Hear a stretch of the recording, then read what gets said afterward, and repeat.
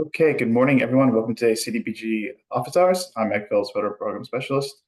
Also on the webinar, we have Susan Holt, our CDBG Program Manager, CDBG Specialist Tanner Wolverton, and Jeannie Lee. And then from our ICF team, we have Sue Southern.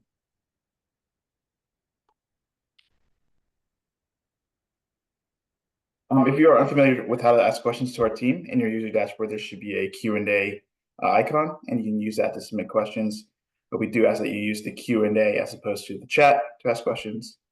You can ask questions anonymously, but if you could please leave your name, the organization, or the region you're associated with, this just better helps us track follow-up and keep questions grouped together. And the team will read questions out loud throughout the presentation and provide answers if possible. And all questions will be saved and recorded as part of the public record. And with that, I'll pass it off to Tanner. Thanks, Mike. It is CDBG's 50th anniversary, and we are seeking photos from CDBG projects from 1970s and 1990s. If you have any that you'd like to share, please send it to Michael's email on the screen right now by June 2nd. CDBG program updates. 2023 CDBG NOFA, we did conditionally award 6 applications, and for the 2023 CDBG NOFA Amendment number 1, we received 12 applications, and then conditional award letters were sent out last Friday on the 24th. CDBG 2024 CDBG income limit. So we kind of discussed that in previous office hours and said that the department would release them on department format. And so they are released in department format now. They are effective back to May 1st, 2024, and they are found on our website.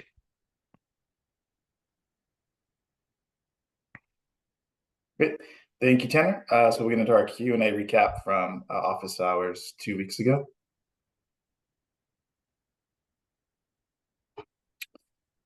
All right, the first question was on the 2024 CDBG co-applications. The question was, can multiple jurisdictions co-apply for a single competitive program? Would this apply as one competitive app for each of the co-applicants, or would only a lead applicant incur it? And the answer is may co-apply for CDBG funds, including competitive. The application would count against the lead applicant's application limit, and the application would be subject to the maximum funding request of the application type.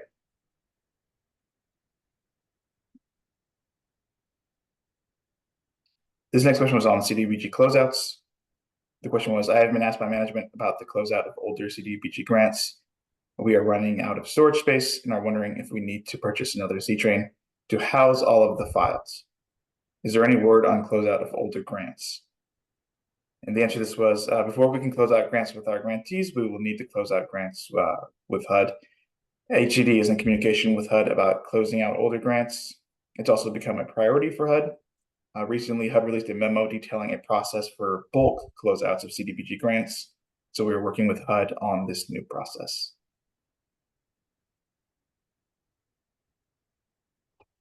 There was a follow-up question on the closeouts. The question was, can you let us know the latest program year that has been closed by HUD or a list of them that haven't been closed? And the answer to this was, it's been a very long time, but we are having continuous conversations with HUD on closing out old grants. The bulk closeout process from HUD will hopefully allow us to close many years of grants at one time.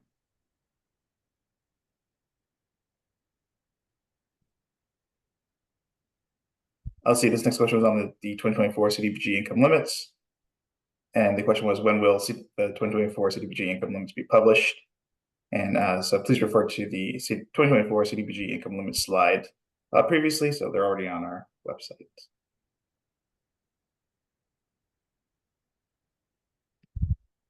Great. This next question was on the 2024 application combinations. And the question was, would you please post the text from the slide explaining what types and the number of applications that will be accepted in the upcoming NOFA?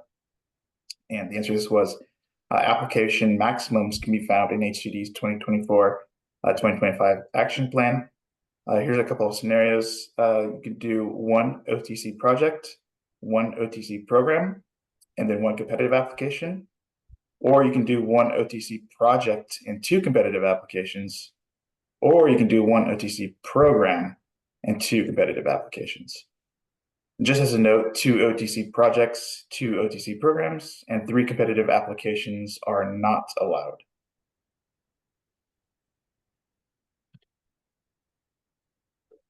Great. This next question was on the CDBG CV allocation of remaining funds. The question was, when will you be notifying applicants that submitted applications for the CDBG CV allocation of remaining funds?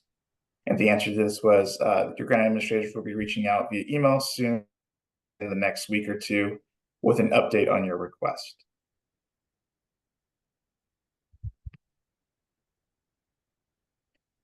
This next question was on the changes to the economic development programs. Question was, do you have any information on implementation of the changes to CDBG economic development programs? Will it be applicable to 2024 grants? And the answer to this was HUD proposed CDBG rule changes on January 10th, 2024. And many of these rules were proposed to make economic development activities easier for grantees. These rules are still in the rulemaking process and are not effective yet.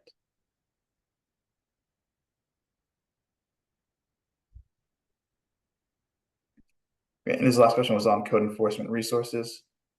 Question was, are there resources, maybe from funded applications, on how to structure successful code enforcement programs?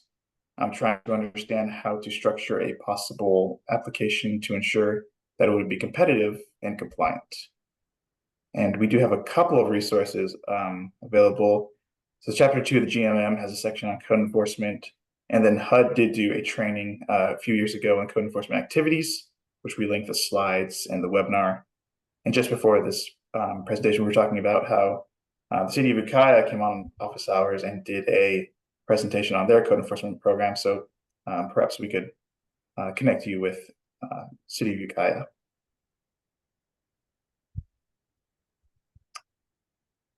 Okay, that was it for our Q&A recap from 2 weeks ago. So we get into our live Q&A for today.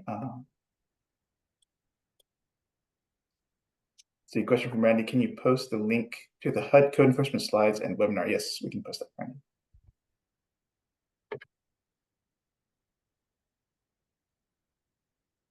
I'll go ahead and do that, Michael. Thank you, Tanner.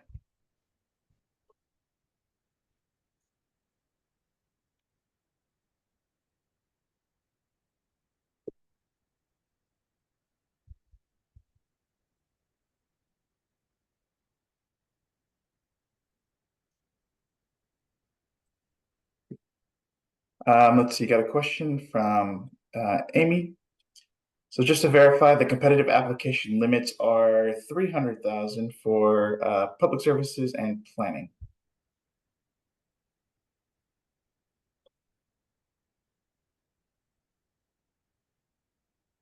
Yes, that is correct. Sorry, Season 9. No, just noticed that you wanted to answer. I believe, yes, that's correct. Thank you, Tanner. And then let's see, we have a question from Paul. So are the new 2023 awards still going to IOC by the end of this month? Hi, Paul. Thanks for your question. The new 2023 awards, we're going to be doing that in a couple of rounds, but the initial ones have already gone through ILC, and we should be able to provide some information on that very soon. Thank you, Susan. Let's see, next question is from Lacey. So could you please confirm what the overall jurisdiction limit will be for the 2024 NOFA?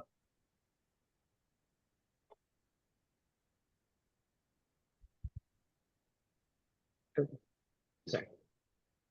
Yeah, so the overall jurisdiction limit will be 3 applications and for combination of 3.6 million.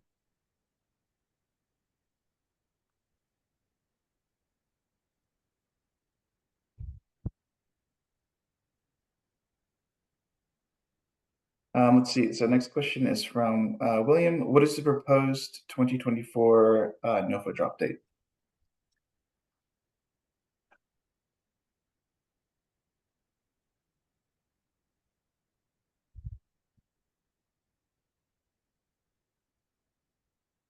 Sorry, I was on mute that whole time. My apologies. Thanks for your question, William. We are planning to drop the 2024 NOFA by the end of July this year. So should be coming up very soon.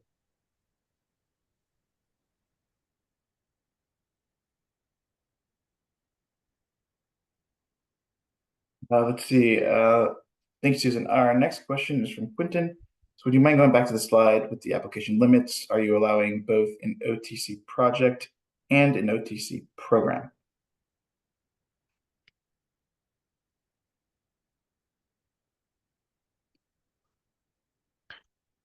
So yes, that is an allowable, scenario. You can apply for an OTC project and OTC program.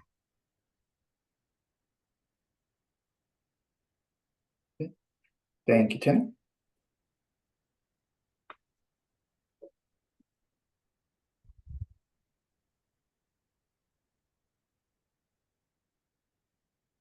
So you got a question in the chat from Molly. So is that a change that the 2024 NOFA will be released soon? I thought it wasn't coming until the fall.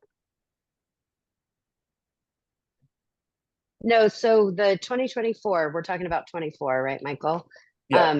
2024, we are planning to release it by the end of July. And then, of course, there's a 30-day window for jurisdictions to review the application, and then it wouldn't come open until, the earliest would be the end of August, and that would be the kind of the fall arena for applications.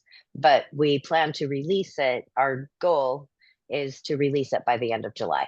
Yeah. Hopefully that answers. Thank you, Susan. Let's see. Paul wants to ask a question live. Let me see if I can unmute you, Paul. 1 second.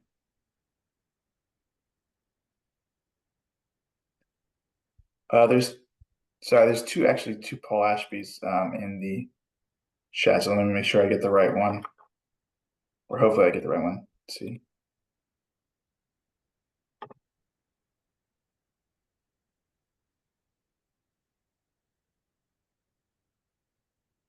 Can you hear us, Paul? Or can you try to unmute?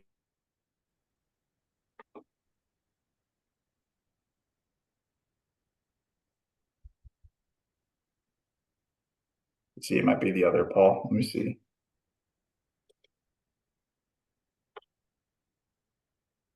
Can you hear me, Mike? Yes, I can hear you. Awesome, thank you. No worries.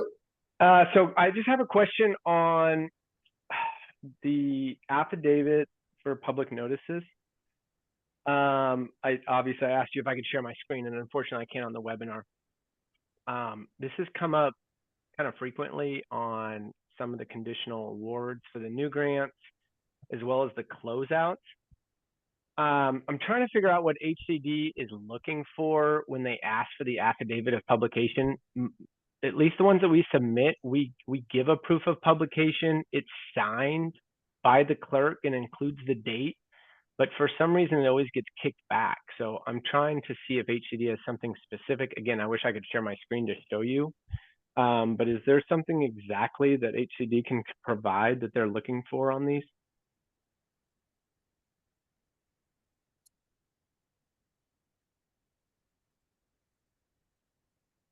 I think I'm going to hand this one off to Jeannie to answer. I think she can give you the best comprehensive answer for that one.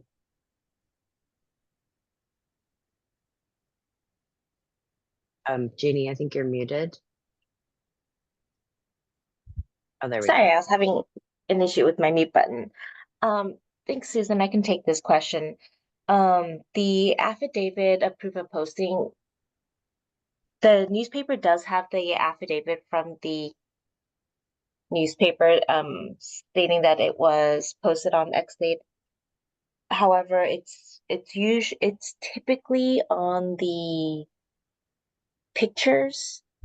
When we get pictures of, let's say, posting it to a bulletin board or social media and it doesn't have a date, that's when we need some kind of affidavit to state that it was posted on X date for X amount of days. What we've done is in the NOFA file section is included a affidavit, a proof of posting document.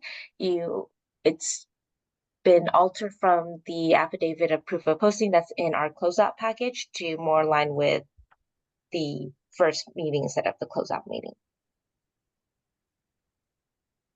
Got it. Okay, Jeannie. So that's in the eService file attachments. Yes, it is. I can pop it into the chat shortly. Okay, that'd be great. So again, for any post, like you said, bulletin board, social media, that's what you're looking for, not necessarily the affidavit from the newspaper. Okay. Exactly. And even if the social media posting has a date on it, that's sufficient. But what we're typically seeing is the social media posting that says uploaded 1 hour ago. Got it. Okay. Okay, cool. Thank you. You're welcome. Thank you, Jeannie. Thanks, Paul. Let's see. We have a question from Jade. Will there be a limit on the amount of PTA applications? I can take that one. Thanks for your question, Jade. Yes, the answer is yes. The limit will be 300,000. Thank you, Susan. So you got a question from Sandra. How is housing element compliance determined? It appears there are new requirements for housing element updates. Our planning department is working on all required revisions, but this may take several months to get approved. So would we be able to apply with all that in progress? Okay, I can take this one too. Thank you, Sandra, for your question. Housing element can be a little complicated, so I do appreciate you bringing this up. Based on what you've said here, what the minimum requirement for applying for CDBG is that you have a housing element draft submitted to HCD, to our HPD department. If you have a draft in, then you are eligible to apply. If you don't have the draft in yet, if it's not going to happen before the 24 NOFA flies, for example, then you would not be eligible to apply in the 24. But if you have your draft in, so the two requirements are you must have a draft in order at the time of application, and then you must work timely with HCD to get that all compliant. And we cannot make a standard agreement until the compliance is in effect and it's been adopted and approved. So hopefully that helps kind of clear it up a little bit. But let me know if you have additional questions on that one, because I know it is a little bit complicated, but essentially you must have a draft submitted in order to apply. So depending on where you are in that process and the progress of that process will determine whether or not your jurisdiction is able to apply in 2024. Hopefully that answers your question.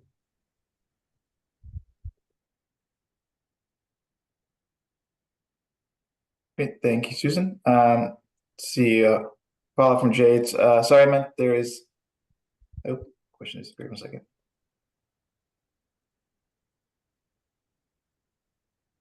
Jade was asking, is there a limit on PTA applications a jurisdiction is able to submit and the dollar amount per application? And then it looks like Jeannie followed up that PTA will be under the competitive application process. Therefore, jurisdictions can apply for up to 2 at $300,000 each. Thank you, Jeannie. Looks like Sandra just followed up. They have a draft is in, but the website states out of compliance right now. Yeah, so just to clarify for you, Sandra, that if your draft is in, then you should be eligible to apply for 2024, and just make sure you're working timely with HPD to get the compliance finalized, because we can't go into standard agreement until then. But based on what you've said, you should be eligible to apply in 2024.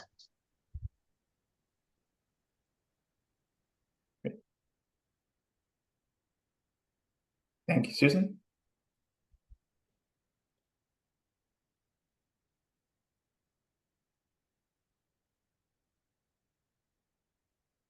Okay, that looks like all of the questions that we have in the Q&A for now. Let me check chat. I'm sure I didn't miss anything.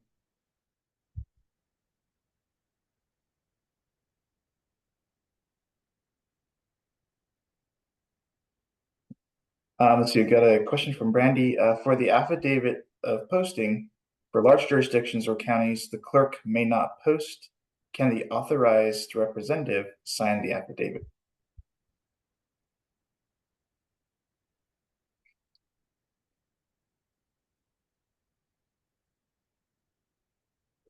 I think we might have to do some research and follow up on this one, Brandy. We'll make sure to include an answer in our recap next week.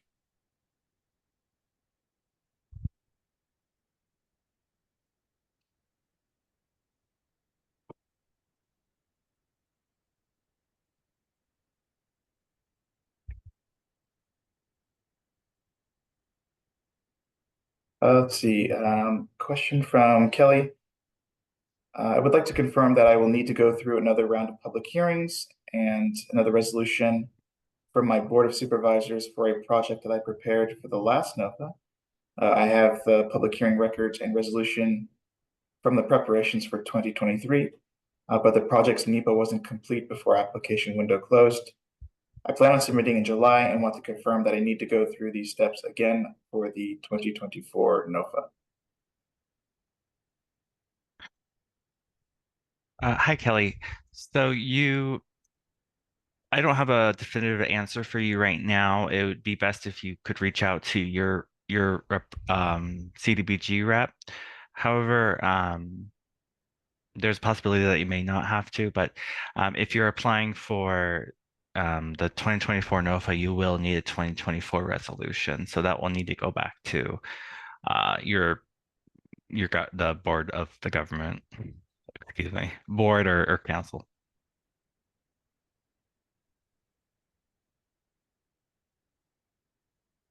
Thank you, Tanner. Then just a comment from Sandra. For Brandy, for our CV closeouts, I had the secretary sign the page as the chair does not post, and it was fine.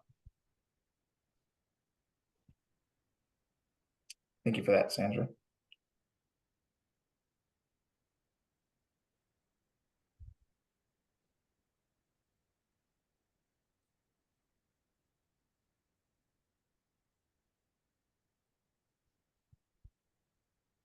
Okay, that looks like all the questions that we have. So go ahead and give everyone. Let's see.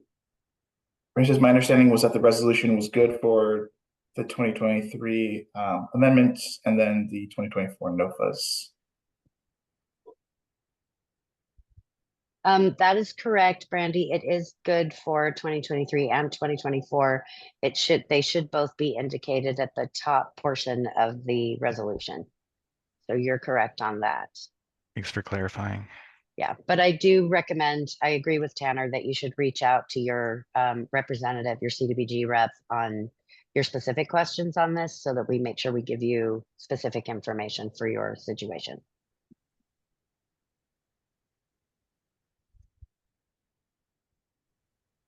Thank you, Susan.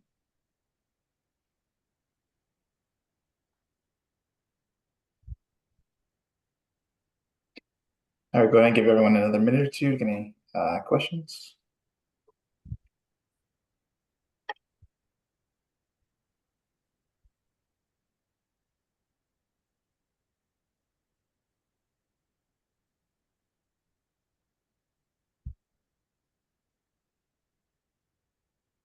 Let's see, we have a question from Alicia.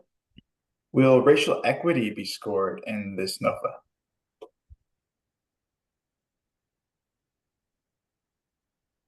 Alicia, racial equity will not be scored for this upcoming NOFA. Thank you, Tina.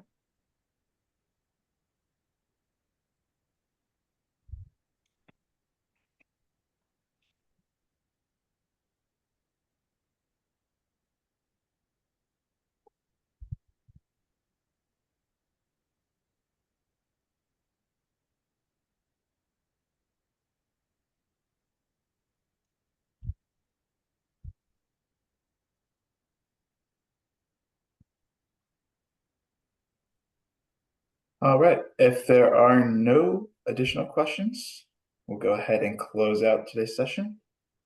Thank you everyone for your comments and questions and engagement. Really appreciate it. And we'll see you back in 2 weeks on June, I think it's 12th. So I hope you all have a good rest of your day, good rest of your week. We'll see you soon. All right. Thanks, everyone. Thanks, everyone.